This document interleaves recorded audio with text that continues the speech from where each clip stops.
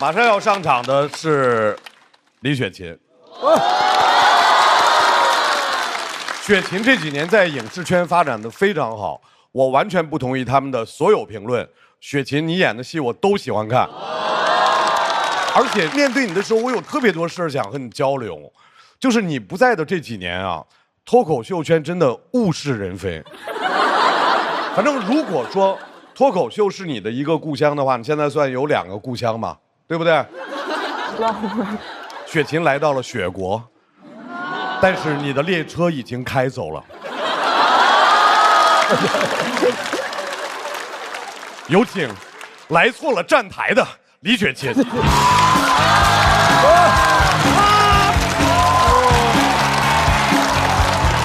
今天大家写的都好猛，好赶。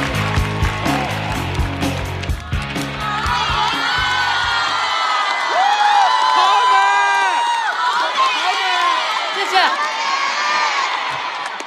大家好，我是李雪琴。站在这儿还是很紧张啊，确实是很久没有站在脱口秀的舞台上了，也很久没有录过这么不红的节目了。今天现场的情况和影视行业的现状就很像，请不来好演员，就请知名的脱口秀演员凑数。咱们这个节目更甚，请不来知名脱口秀演员，还请小齐来凑数。来之前呢，我就给我的经纪人看这期嘉宾的阵容，我说你看看有没有什么我需要注意的问题。我的经纪人说我就一个问题，小齐是谁？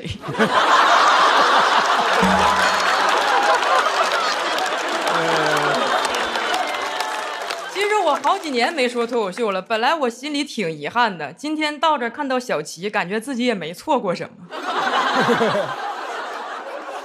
当然了，也有知名的啊，知名脱口秀演员徐志胜啊，这也来了。骂人。前2年呢，影视圈扩招，给胜子就招进去了。影视圈找志胜，他本意是想出奇制胜。志胜演了几场戏之后，影视圈说出去制胜。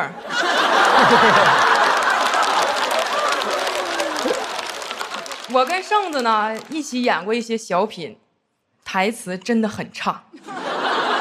就是我站在他面前，他嗓门又那么大，但我一个字都听不清。他还好意思说人家纪凌尘用牙演戏，他好像刚拔完牙就来演戏，那麻药全打舌头上了。虽然说我听不清啊，但也有听力好的，袅袅能听清。啊，还去给徐志胜的戏客串，胜子演大侠，他演老鸨，他俩搁一起演戏，怎么说呢？真是烂泥扶不上烂泥呀！你说这袅袅胆儿多大，你还敢给他演戏？你看你演完啥样了？接不着别的活了吧？从大火脱口秀演员变成节目总编剧了吧？那啥叫总编剧呀？就是接不着别的活儿，总搁那编剧。其实啊，胜子演技这么差，但是发展的这么好，那都是有原因的。因为徐志胜确实是高情商，不过很多人误以为说胜子的高情商就是拍马屁，我作证，徐志胜真不是，他骡子也拍，驴也拍。胜子是我们娱乐圈绝无仅有的一位臀部演员。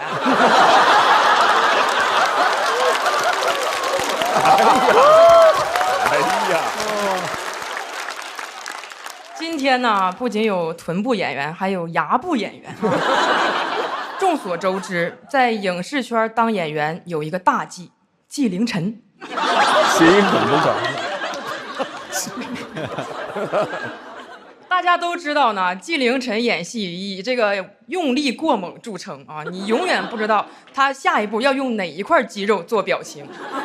网上有一种很不好的现象，叫三观跟着五官走。人纪凌尘就不害怕这一点，因为他的五官也不知道往哪儿走，但是他很努力。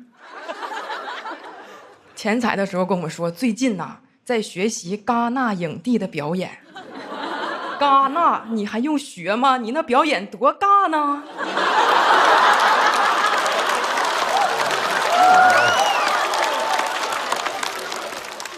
而且最令人想不到的啊，他不光学表演，说最近为了提升自己，还在学哲学。哦，我说你在学谁的哲学？他说我最近在看加料。人家叫加缪。你让观众评评理，你说你荒料不荒料？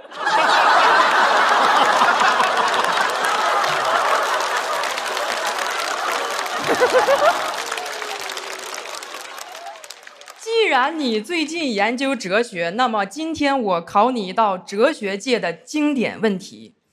说影视行业有一辆失控的列车，左边轨道上绑着纪凌尘，右边轨道上绑着徐志胜，请问随便压过去一个，中国影视行业能进步多少年？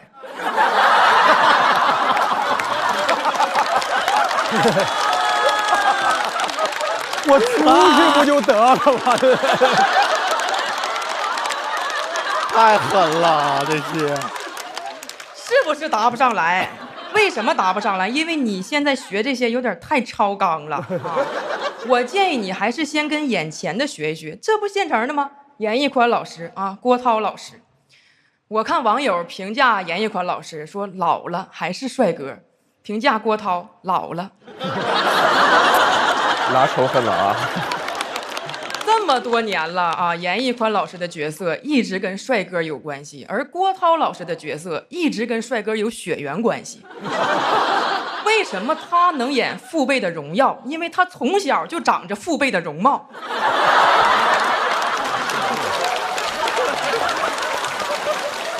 演了10多年的中年父亲了，沉浸在爹的角色里不能自拔呀。直到娱乐圈开始抵制爹味儿，郭涛老师天都塌了。但是啊，郭涛老师不服输，在哪里跌倒了，爹就在哪里爬起来。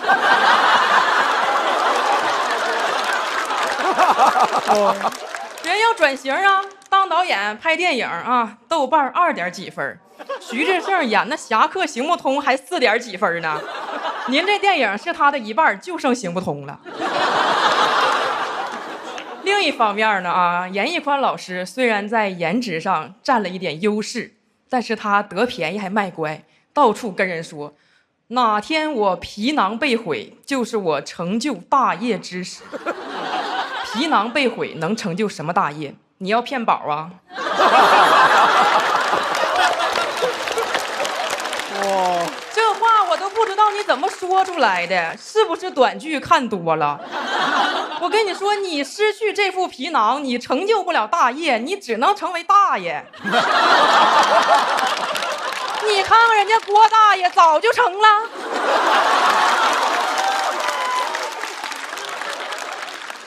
我真没想到有人的愿望是自己皮囊被毁，早知道你有这种需求，刚才应该把你绑铁轨上。但该说不说，还是太遗憾了，你还是来晚了几年。你要是早几年来呀，我能亲手帮你。那时候呢，我自己就有一辆列车。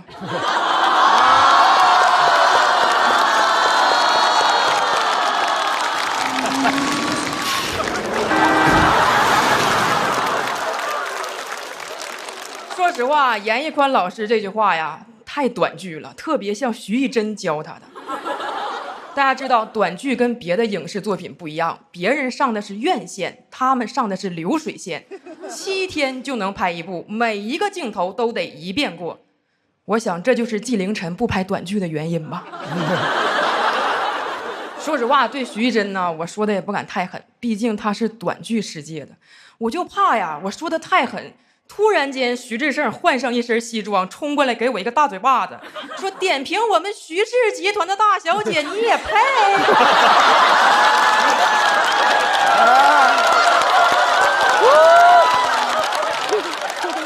而且我说实话，我吐槽的时候我都不敢看他，我怕30秒之后自动扣我9块9。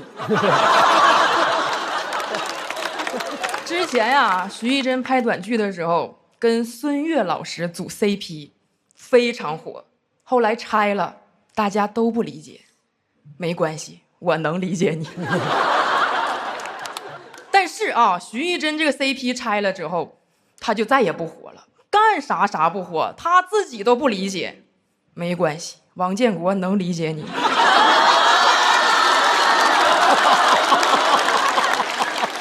当时他俩拆 CP 的时候呢，粉丝还都挺伤心的。其实这样挺好，你不像我，你看我现在跟谁组 CP， 谁的粉丝都挺伤心的。这2年呢，我也是演了一些戏，也有一些争议啊。网上说我的角色都是一个类型的，确实我演啥都是东北人，那就像范志毅老师演啥都是上海人，张绍刚老师演啥都是膈应人。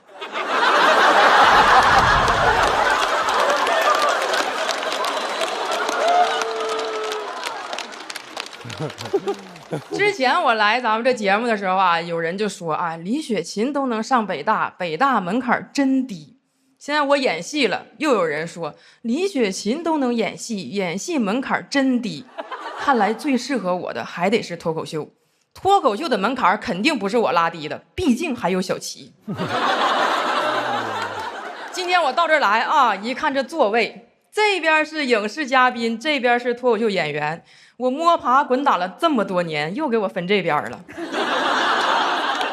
但是我挺感动，说明不管我走了多远，拍了多少戏，脱口秀永远给我留着一席之地。谢谢大家，我是李雪琴。可以，好可爱。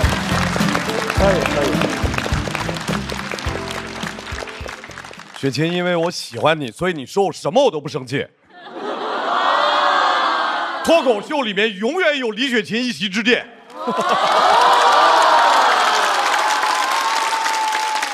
雪琴外面有膈应人的活儿，找我。真挺膈应人。马上要上场的徐艺珍，加油！加油！短剧演员刚才也说了，其实脱口秀对于他来说是一次巨大的挑战，是吧？说5分钟对他来说太长了，我都怕他说1分钟之后马上让我们付费。放心啊，今天各位不用充钱，节目组都已经给大家充好了，解锁了全部内容。有请短剧女王徐艺珍。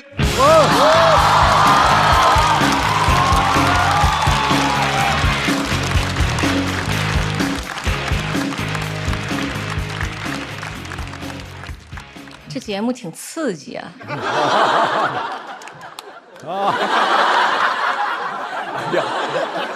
要下狠手。大家好，我是徐艺珍。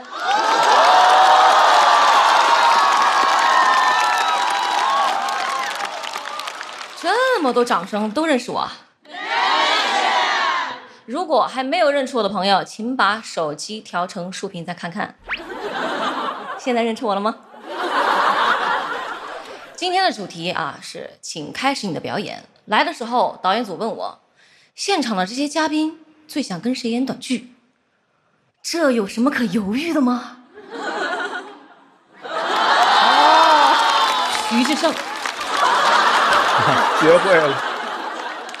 我听说啊，徐志胜出道这么多年，除了跟何广智有点说不清楚，其他方面那可都是清清白白。他之前还在脱口秀里讲过，说自己看着像卖馍的。哎，你别说，他还真的挺适合演霸总，感觉他就是属于那种一个馍一个馍卖出来的实业派霸总。做完馍，手上全是面粉，那也算是白手起家。我们短剧最擅长的就是起一个吸引人的名字。如果要说志胜这男的卖馍，肯定没人看，但你要说志胜是男模，说我得看看是怎么个事儿。多了一个平台，合适。哎呀，如果说严屹宽来演霸总，他那张建模脸看一眼就被他帅晕了。徐志胜来演，他那张卖膜脸看一眼就晕碳了。卖膜脸。严屹宽说：“字正腔圆啊，女人，你成功引起了我的注意，我就会想好帅，想报警。”徐志胜一开口，这妮儿真带劲儿，想报警。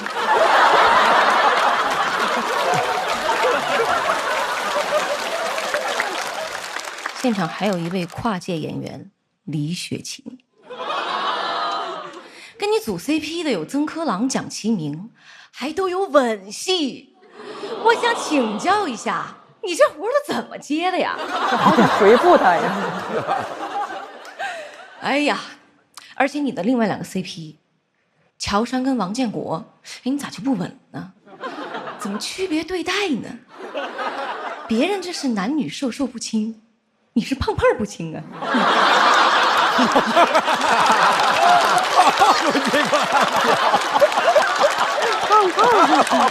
太坏了，这个玩意儿。哎呀，大哥，呀，范志毅大哥也在，我跟他录过节目。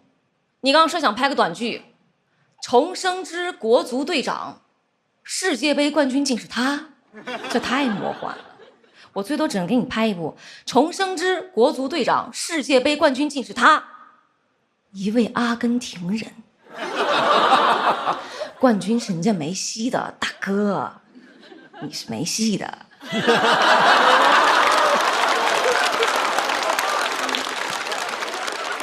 今天啊，还来了一位老戏骨，郭涛老师，很喜欢早年的您。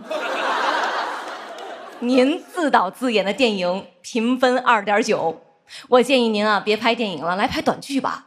随便拍一部短剧，《重生之我被渣男的死对头宠上天》9.8，您演的活着9.3，所以您别老活着，您得重生啊！我们短剧的观众有给差评的功夫，都能再看2部短剧了。金立晨在《无限超越班》里跟宁静搭戏，那演技把宁静老师吓到拿矿泉水瓶防身。当年马景涛都没给宁静吓成这样。刚刚有人说你演不了长剧，我说句公道话啊，你也演不了短剧。我觉得你拍短视频都费劲，那实在想拍，你拍照吧，记得把实况关了。总有观众批评我演技，说我演啥都一个样。前段时间我的老板跟我说，你再不演点不一样的，人家就不让你演了。哎，我刚才是不是一不小心演了个东北人呢？我能演东北人，为啥没演呢？都让李雪琴演了。大家还说我形象太普通了，但普通形象最适合演短剧了。有些短剧里经常是一个普通人，在一个普通的场景里，扑通一下就给跪下了。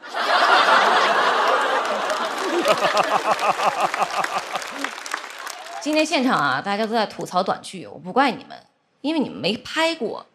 大家以前对短剧的印象就是粗制滥造，但是这几年啊，短剧发展的很快。看短剧的观众应该发现了一件很恐怖的事情，短剧越来越长了。开个玩笑，其实是越来越好了。虽然我叫短剧女王，但其实我更喜欢大家叫我短剧的女儿。不过现在女儿长大了，要去看看外面更大的世界，我想先看看电视剧，再看看电影，如果能演演就更好了。我希望在未来能获得更多荣誉，也不用太多，就拿点奥斯卡影后奖、诺贝尔终身成就奖就行。当然，我知道这些在现实世界里面很难实现，但没关系，这一段我们短剧见。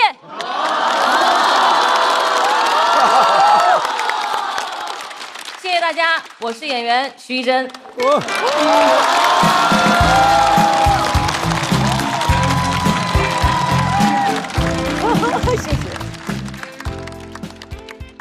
没发现人演短剧的是横哈？就说脱口秀的时候，那气场啪啪的都是。因为是这样，除了什么剧啊、电影啊，看看脱口秀，因为很多脱口秀的表演也很抽象，也特别没有逻辑。